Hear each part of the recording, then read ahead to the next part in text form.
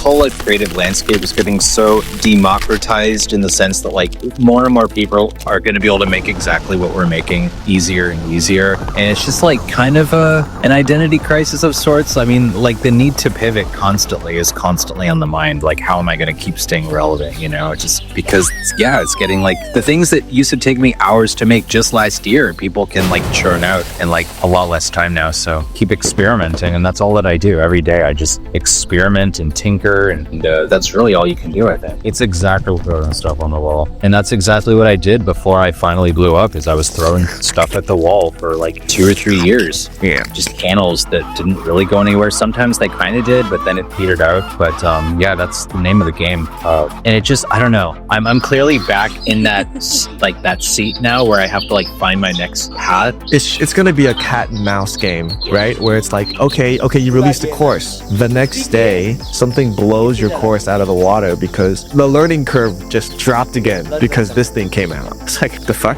Yeah, dude, there's never been anything like it. AI is basically shiny object syndrome. Every freaking day there's like a new toy to play with and they'll explore, and yeah, it's hard to know what to focus in on. You really can't plan for the future at all right now. This is like the worst time to be planning 6 months. It's like in a job interview, like where do you see yourself in 5 years? It's impossible to answer that question in the AI space. Not even 5 weeks from now, I have no idea where I'm going to be, you know? Maybe I don't need to constantly be hustling and putting out incredible stuff. Maybe this is like a cool down period, and like as the tools mature, like there will come a time when I know it's my time to like really jump back in because the tools will have reached a level of maturity. And I don't know, just food for thought. Because I have these like amazing visions in my head and stuff that I've always wanted to share with the world. Those ideas have just lain dormant for years, forever. But as AI gets better and better, it's becoming more and more possible to do that. And so I think that's a very optimistic way to look at the future of AI, is that like,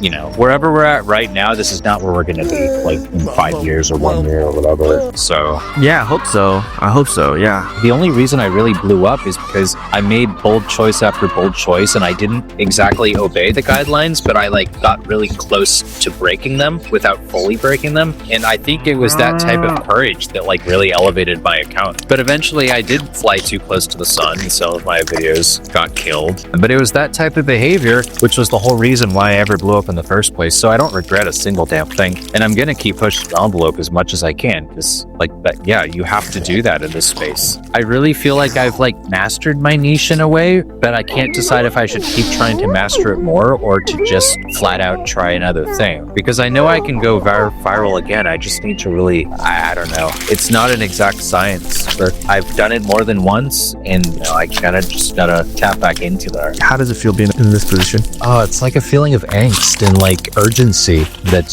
you know, the train's gonna leave the station soon, unless I come up with another interesting. The whole idea of virality in general, it's just like such a nebulous thing, which everybody wants to go viral. It's like the holy grail, but like, can people really truly replicate virality like for years and years? Like, I don't know. I don't know if that's like, maybe if they make a pact with the devil or something. I don't know. Just like, it seems like such a difficult thing to sustain long term, you know? That's why they call it like a 15 minutes of fame type of thing. I don't really feel like a proper entrepreneur like some of these like influencers you see on the internet, but I know that like this is the path that I have to take because the other one is too repulsive. You're probably one of the biggest in this space because there weren't that many. How do you keep innovating without burning out? It's not a science. It's not a science, man. So many of the times that I've gone viral in life have like not been pre-planned or had much thought put into them. Honestly, like my 1 billion view reel that like now famously has like fucking over 1 billion views. Like I could never have anticipated that would have happened, and that video did not take me as long as most of my other videos. Let's just put it that way. Like you never really truly know when you're gonna go viral or mega viral. It just fucking happens through like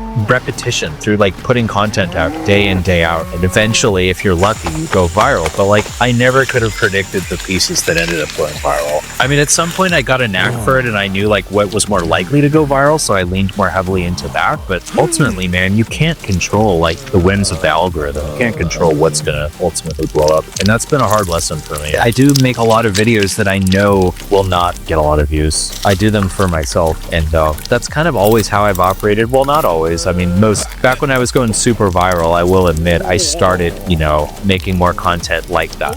Overall, I put out what I want to put out, man, and that's the only way I want to live, to be honest with you, as an artist. And if I go viral, great. If not, then whatever. It's not easy to pursue your dream and then to make money off of it in this world. I mean, that's what everybody wants, and so few of us actually get it. And once we do get it, it doesn't always last. That's something you have to contend with as well. It's just this like idea of like doing what we love while we're here, because everything else kind of sucks. Just these little dopamine hits. Like, I've never seen that work this way before. It's amazing. It's just like a video game to me, and I find it to be very entertaining. It's like leveling up. It's like getting experience points and like upping your skill tree. Every week a new skill is unlocked, you know, in this skill tree type of thing. So I really view it that way. Having grown up playing a lot of video games, like yeah, it's like new tools in my toolbox. It's a lot of fun. The fine art space, man. I think that's where I really want to make my living in the long term. I like the short form stuff more than long form, to be honest with you. I always have, which I think is why I globbed onto social media so quickly. People have asked me would I ever want to get into directing or longer form type stuff, and it's not nearly as interesting to me as what I'm doing right now. I like short form. I like the quick hook. I like to grab someone's attention and then let it go. And I also just like short-term projects. I like being able to churn things out in like a day or two and move on to the next thing. I've always been that way, which is why I think I'm so grateful that AI came along, because now it really made it possible. I guess you could say I have like ADHD or something, but I really don't like spend too long on one project before moving on to another. And that's why these tools are so like perfect for me, man. So is it like the process that you're satisfied with, or like the waiting for the outcome that keeps you interested? I mean, I guess a bit of both. I mean, obviously the cherry on top is the outcome when you finally see the generation and it like knocks your socks off. But sometimes it takes like 100 generations to get to a really good one. It can be pretty tedious, but I have learned to find joy in the journey instead of the destination. And I think that's why I've had such longevity in this space, is because I do truly enjoy playing with the tools, even just waiting around and waiting for it to render. Like it's addictive as hell. I'm very addicted to it.